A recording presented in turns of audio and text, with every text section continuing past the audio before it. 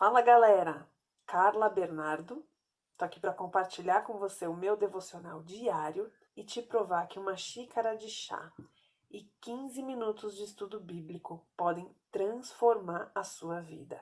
Livro de Lucas, capítulo 13, versículos de 18 a 21. As parábolas do grão de mostarda e do fermento. Bom, o subtítulo aqui já deu uma dica para gente, que serão parábolas. Parábolas eram histórias que Jesus usava para ensinar as pessoas a respeito do reino de Deus, numa linguagem mais fácil, numa linguagem mais cotidiana, que tinha mais a ver com o dia a dia das pessoas. Aqui a gente conhece também como fábulas, né? A gente tem as fábulas brasileiras, que são histórias contadas sempre com fundo de moral. Então, por exemplo, a história da cigarra e da formiga é uma fábula brasileira que fala sobre a importância do trabalho, do esforço, tal, e ela sempre tem esse fundo de verdade. Então, Jesus aqui usa esse recurso, né, as parábolas, histórias fictícias que fazem comparações muito atuais, muito do dia a dia das pessoas, para que a compreensão seja mais fácil. Se tem alguém que é mestre em didática, é Deus. Depois que eu entendi isso na minha vida, a compreensão das minhas lições diárias que o Espírito Santo me dá ficou muito mais fácil. Deus é extremamente didático. Por isso que Jesus era mestre, porque mestre é aquele que ensina. E qual é o principal objetivo de quem ensina? Que as pessoas aprendam, né? Quem está falando, explicando, tentando fazer entrar na cabeça dos outros. Ele quer que as pessoas tenham compreensão. Então, a parábola é a melhor maneira para isso. Vamos lá? Então Jesus perguntou: com que se parece o reino de Deus? O que você acha? Com que o reino de Deus se parece? Imediatamente, quando eu ouço essa pergunta, eu penso em coisas grandiosas. Eu penso em palácios no céu, em ruas de ouro, na glória de Deus. Mas olha o que Jesus vai falar. Com que o compararei? Com que a gente compara o reino de Deus? De novo, eu pensaria em algo grandioso, suntuoso, poderoso. Aí olha o que Jesus diz. É como um grão de mostarda. Gente, eu jamais pensaria em comparar o reino de Deus com um grãozinho de mostarda. O grãozinho de mostarda é a menor semente que existia nessa época aqui. Tem uns chatonildos. Ai, gente, nem vem com comentário aqui, que é muito chato isso. Ai, a menor semente é o morango. A Bíblia tá errada. Não, o morango, ele foi inventado, ele não é uma fruta natural. Ele é originado da mistura de várias frutas, uma mistura genética. Ele foi criado séculos e séculos depois de Cristo.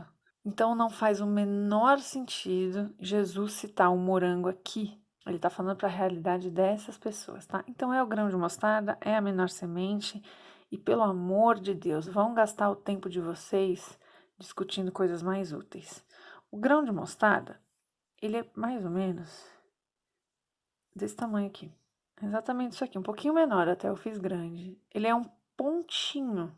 E o pé de mostarda, ele é um arbusto enorme com umas folhas grandes aqui. Acho que a maioria de vocês já comeu folha de mostarda, né? Ou pelo menos já viu na feira, no hortifruti. Então, olha só. O reino de Deus é como isso aqui, desse tamanico, que um homem semeou em uma horta. Ele cresceu e se tornou uma árvore. Então, daqui, ó, isso aqui virou uma árvore. Aí, olha que interessante. E as aves do céu fizeram ninhos em seus ramos. Ou seja, desse cotoquinho aqui, você gera uma árvore. Essa árvore, que já é um milagre por si só de sair desse tamanico e virar uma árvore, ela não só cresce em tamanho, mas ela cresce em função. Porque essa sementinha que vira uma árvore de mostarda, que pode nos servir de alimento, que seria talvez a sua função inicial, principal, ela também passa a servir de morada. Então, uma sementica que vira uma árvore que é alimento e que aí passa também a ser morada de pássaros. Vamos anotar isso daqui? Para os meus estudos bíblicos, eu gosto de usar essa Bíblia aqui que tem esse espaço. Algumas têm só esse espaço para anotação na lateral e essa minha tem espaço aqui embaixo também. Por que eu gosto dessa Bíblia? Porque a gente faz as anotações aqui pelas laterais e fica mais organizado. Então, quando eu for reler, fica mais fácil de ver os meus pensamentos e as minhas conclusões organizados aqui. Como sempre tem bastante gente me perguntando que Bíblia é essa, aqui na descrição do vídeo eu vou deixar um link onde você encontra esse modelo de Bíblia para vender. Essa versão que eu uso aqui, essa tradução é a NVI. Tem outras traduções, mas a NVI eu acho que é a mais simples para quem está começando a ler a Bíblia. Ela é a mais adaptada para a linguagem do nosso dia, tá bom? Vamos lá? Então, o grão. Primeira coisa, ele vira uma árvore. A árvore, se a gente pensar num primeiro momento, ela é alimento, né? Seja para nós, seja para os animais. Mas o texto vai dizer que também ela vira lugar de morada. Gente, vai ficar feio aqui, mas eu errei. É aqui, ó. A árvore, 2 pontinhos. Alimento e morada. Então, uma árvore que a princípio é alimento, ela também pode virar morada. E ela cresce. Ela cresce, ela ganha uma copa grande, ela ganha ramos, folhas. Esse grãozinho aqui vira isso tudo. Então, o que Jesus está nos ensinando? Que o reino de Deus é isso. É aquela micro sementinha que você lança aqui hoje e você não sabe como, assim como diz a parábola da semente, ela cresce, germina e vira uma árvore linda e maravilhosa. Então, o que é a nossa sementinha? É a palavra de Deus que você lança. É o bom dia sorridente que você dá para o motorista do ônibus. É o Deus te abençoe que você declara sobre a vida das pessoas ao se despedir. É aquele cuidado, aquele carinho que você vai ter com a sua vizinha que está doente. Todas essas nossas ações, por menores que elas pareçam, por mais parecidas com um grãozinho de mostarda que elas sejam, quando elas são feitas por amor, para a honra e glória de Deus, elas vão crescer. Quem vai fazer crescer? Você?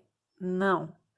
Você só lança a semente. O crescimento da semente é com o Senhor. Ele se encarrega de fazer a semente virar alimento para posteriormente virar lugar de morada para aqueles que recebem. Então, meus queridos, a nossa obrigação com as pessoas é lançar a semente e distribuir o alimento.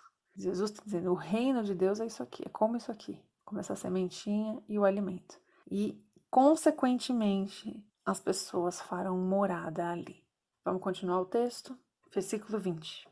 Mais uma vez ele perguntou, com o que compararei o reino de Deus? Aí ele mesmo responde.